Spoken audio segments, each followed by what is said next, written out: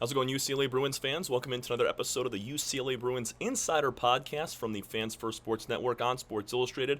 My name is Tom Cavanaugh. Follow me at TCAV30 on Twitter/X, and also follow our insider pages at UCLA Insider on SI, both on Twitter/X and over on Facebook. Today, we're talking some baseball. UCLA is in a three-team race for the Big Ten title in their very first season in the conference. We're going to break it all down. There's a ton of different scenarios as only two games separate three teams. Anything could happen this weekend. You got Iowa at the top right now, UCLA right behind, one game back in second place, and then in third, you got the Oregon Ducks. So just looking at it, two of the top three teams are former Pac-12 teams, freshly new Big Ten squads. This is going to be great. UCLA and Oregon, the only two Big Ten teams that are ranked. Iowa, they have the best record, but they're not ranked, which is crazy to me. Some non-conference stuff, obviously, in favor of the Bruins and the Ducks, but we're going to break into all of it. So just to break it down for you, winning the Big Ten regular season title is obviously huge because you want to win your conference, but also there's some other things that go along with it. You get the number one seed in the Big Ten tournament out in Omaha, Nebraska, and you get an automatic bid to the NCAA tournament. So not like college basketball where it's you got to win the tournament to get in. You can win just your regular season conference title and still get that automatic bid in. I still think Oregon, Iowa, and UCLA all will make it regardless. But, there's a lot on the line this weekend. 3 games for each team. And a really cool caveat as well is that Iowa and Oregon, the number 1 and number 3 teams in the standings, they're going to clash this weekend in a 3-game bout. So let's break it down. We'll talk about each team and what scenarios will impact or will give that team the regular season title. So we'll begin it. By the way, want to give a huge shout out to UCLA Bruins play-by-play broadcaster Nick Coop, covering the baseball team, worked for Fox, does a really great job. He broke it down and really simplified it. I'll throw and tag in his tweet into this article as well, but he did a great job of simplifying what it will take for each team to be able to get it done. So we'll start with the Iowa Hawkeyes in first place.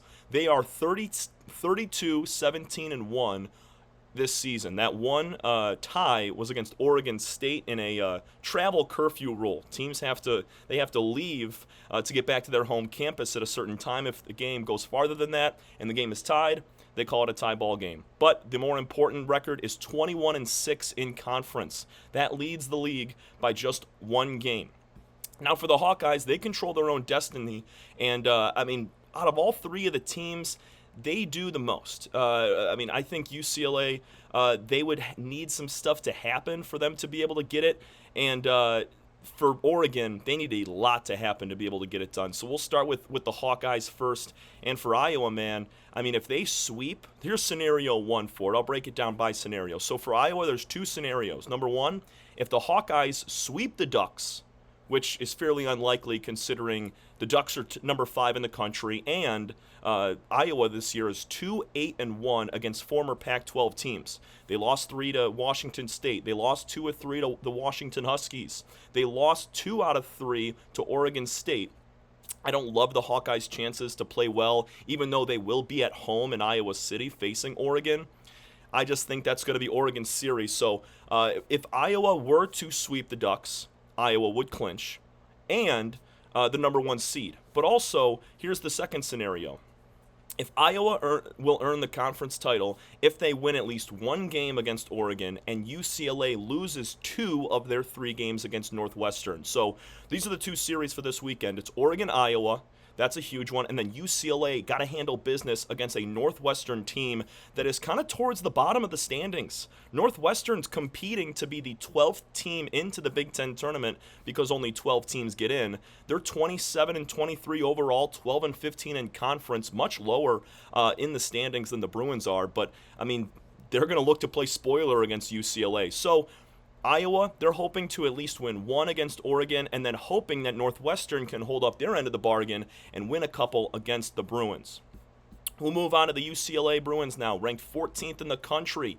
They're 20-7 in conference. They're 37-14 overall, but they got 2 scenarios to win it as well. Number 1, if they win the Big Ten title, or they will, if they win at least 2 games against Northwestern this weekend, and Oregon wins at least 2 games against the Hawkeyes. So right now, UCLA is kind of rooting for Oregon, a former Pac-12 foe.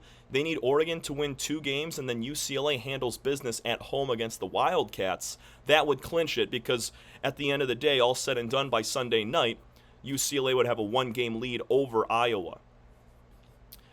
Scenario number 2 for the Bruins involves them sweeping Northwestern and Oregon or Iowa, each winning 1 game. So basically, if the Bruins sweep back-to-back conference opponents, they did so last week against Illinois, if they were to do the same thing to the Wildcats, we cannot have a sweep from either Oregon or Iowa. Both of those teams have to win at least 1 game in that series, and the reason being is because let's say Iowa wins 2 of those 3 games and UCLA sweeps. Both teams would hold the same exact record.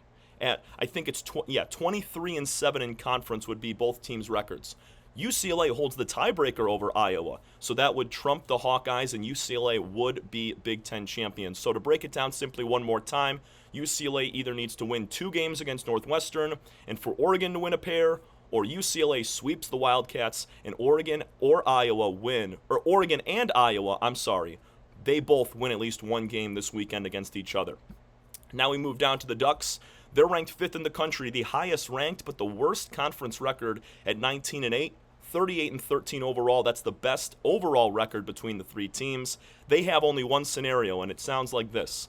Oregon will only win the title if they sweep Iowa on the road this weekend, and the Bruins lose at least 1 game to Northwestern. Now, the Hawkeyes are a really good team. I don't see Oregon sweeping them. I really think it's going to be not a split. Both teams will win 1 game between Ducks and Iowa, and maybe Oregon or Iowa, I don't know. They'll take game 3, but I think it's going to be a split between the 2 in the first couple games of that series. I don't think Oregon is able to sweep. I think it would be very surprising if they did, just because of how good Iowa has been this year. But yeah, Oregon needs the sweep, and then they would also need UCLA to lose a couple of games.